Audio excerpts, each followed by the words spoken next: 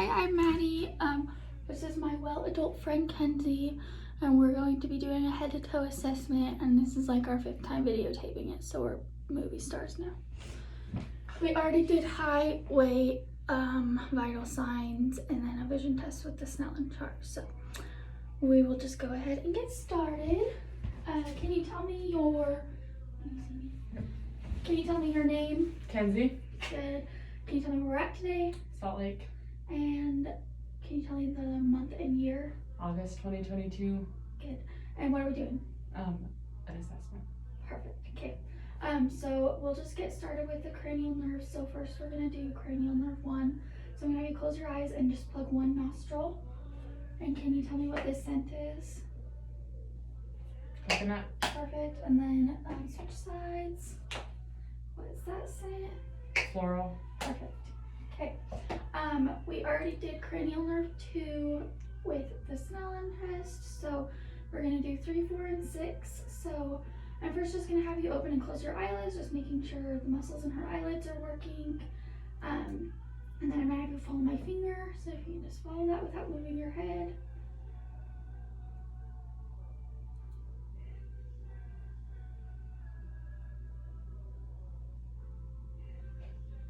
Good. And then I also want to test her lust. Can I use a flashlight? I would have a pen light, but I did not bring mine with me today, so. Good. Good. Pupils are equal, round, reactive to light. So that looks good. Now we're gonna move on to cranial nerves 5 and 7. So I'm just gonna have you puff out your cheeks. Good, and then raise your forehead and wrinkle your forehead and smile and frown and open and close your mouth like you're biting down. Good. Okay. So those are 5 and 7. Cranial nerve 8, I would have a tuning fork, but I don't have one with me. So what I would do is I would hit it and then do conduction behind the ear and then air to the side of the ear, and I would do it on both sides and see which one she heard better and if she heard them equally. Cranial nerves 9, 10, and 12. I'm gonna have you stick out your tongue, and can you move it to each side? Good. And then I'm gonna have you say ah. Ah. And then I would have a popsicle stick and test the gag reflex, but I don't have one. While I'm doing this, I'm also looking at mucous membranes, tonsils, teeth, anything in the mouth. So that all looks good. Now we're gonna do cranial nerve 11. So I'm just gonna be sure of your shoulders. Good. And then can you push your head against my hand? Good. Another side. Good. Okay. So now we're gonna do some coordination. So I'm just gonna have you go like this and do rapid movements. And then can you do one side at a time? Good. And the other side. Perfect. And then I'm gonna have you, can you do like touch your fingers to your thumb? All your thumbs. Okay, perfect. And then I'm gonna have you close your eyes and put your hands out like this. I'm gonna put an object in your hand and I need you to just tell me what it is. A key. Good. And then I'm gonna have you put your hands out again, and I'm gonna write a number in your hand with your eyes still closed. And can you tell me what number I drew? 5. Perfect. Okay. So that is that. Now we're gonna do some balance tests. So I'm gonna have you stand up. First I'm just gonna have you put your arms to the side, and then close your eyes and touch your fingers to your nose. Good. Good. And then keeping your eyes closed, just let your hands fall to your side. Good. And then we're gonna do some walking tests. So I'm just gonna have you walk on your tiptoes, and then walk on your heels, and then just walk like heel to toe. Perfect. And then lastly, I'm just gonna have you, can you run your heel against your shin like that on each side? Good. Okay, you can go ahead and have a seat again. All right, we're just gonna start at the head again. First while I'm doing the assessment, I'm just gonna be looking at the skin the whole time, palpating, inspecting for any discoloration of the skin, any rashes, wounds, bruises, anything like that. So, and then I'm gonna also look in the hair looking for hair distribution and texture, and also looking for rashes, palpating for any tenderness in the head, any tenderness in your head. Nope. Perfect. So now I would have an otoscope, but I don't have one, so we're just gonna pretend, but I would just look in her ear, looking at her membranes, also looking at the external ear, looking for any malformations or pain. I would do that on the other side as well. And then I would have a nasal speculum, which I also don't have, but I would just look in the nose on each side, looking for turbinates, nasal drainage, mucous membranes, any septal deviation. So that all looks good. Now we'll move along to the neck. So I'm just gonna palpate for lymph nodes.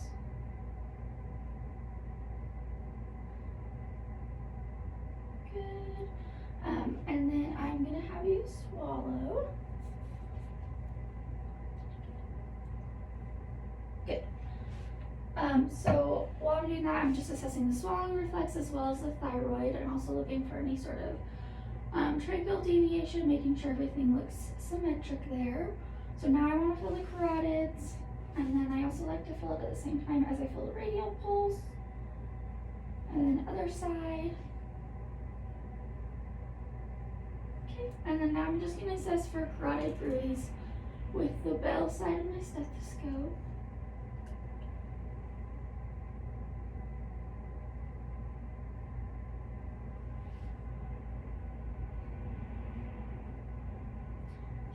Sounds good, no bruise were heard.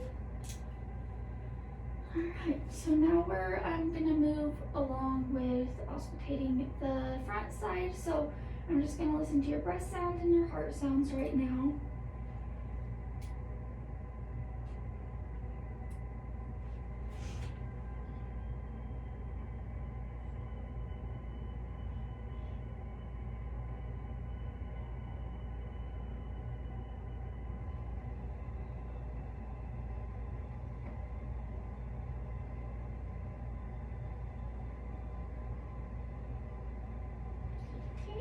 Listen heart sounds, so I'm going to listen to the aortic, which is on the right side, second intercostal, pulmonic, left side, second intercostal, herbs, third side, or left side, third intercostal, tricuspid, left side, fourth intercostal, and mitral, which is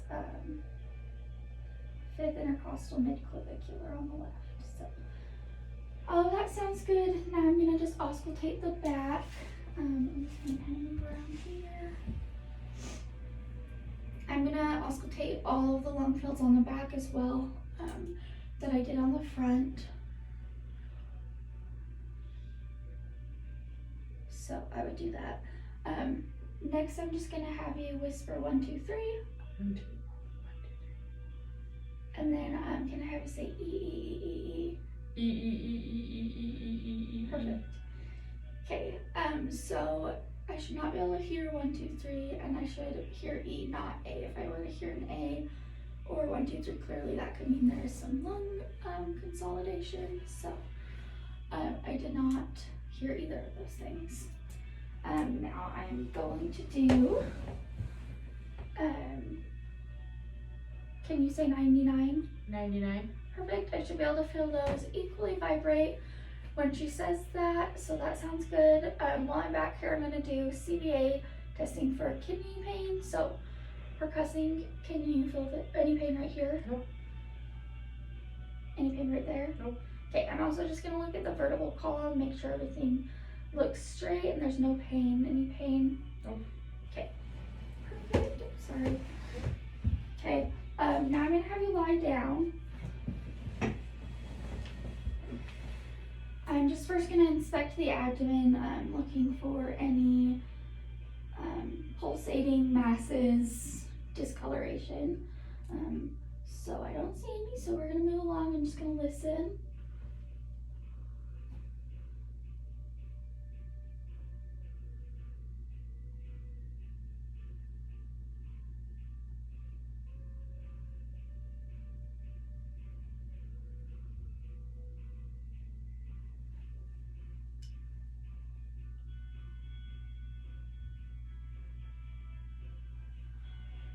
So I'm just listening in all 4 quadrants, making sure there are bowel sounds. If I didn't hear any, I would have to listen for a full 5 minutes to call them absent.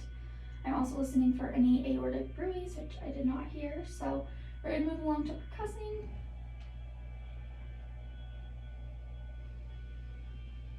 And then palpating. So first I'm just gonna do some light palpation. Any pain anywhere? Nope. Also feeling for any masses. And then I'm gonna do some deep palpating. I would be standing on the right side of her, but my camera can't see the right side. So I'm just palpating deeply for the spleen and the liver. That looks good. Okay, I'm gonna have you sit up again. Next, we're gonna just do the extremities. So I'm just gonna look them over, look for any discoloration, edema in the arms, legs, ankles, everything. So I don't see any edema, so I'm gonna feel your pulses. Can you squeeze my fingers? Good. I'm also gonna check cap refill on her fingers. And those look good, and so I'm gonna move to the legs. I'm gonna feel the popliteal pulses. Sorry. Good. And I'm gonna feel the dorsalis pulses. Those are good. Can you push up on my hands? And can you push down? Good. Can you wiggle your toes? Good. All of that looks really good. And then I'm gonna also test your arm strength if you can just push up on my hands. Good. Next we're gonna do the deep tendon reflexes. I don't have a hammer, so I'm just gonna tell you where I would do them. So first we're gonna do the tricep one. So I'm just gonna let your hand relax right here, and then I would hit like right here. The bicep reflex, I would hold like this, and then I would hit right here. Brachioradialis is going to be right here. Hold it like this. Patellar is going to be right here. I would have her relax, let her legs just hang freely, and it should move. It actually just did a little bit without a hammer. And then, sorry, I'm trying to see if this. This is the Achilles one, so I'm just gonna kind of let this relax here, and you would go right here. Okay. While I'm here, I'm also gonna test for home and science. So I'm just gonna hold and flex her foot back.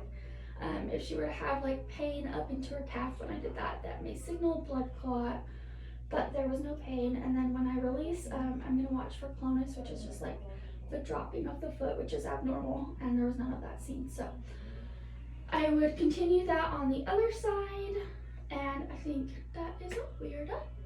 Thank you. Of course. Thank you.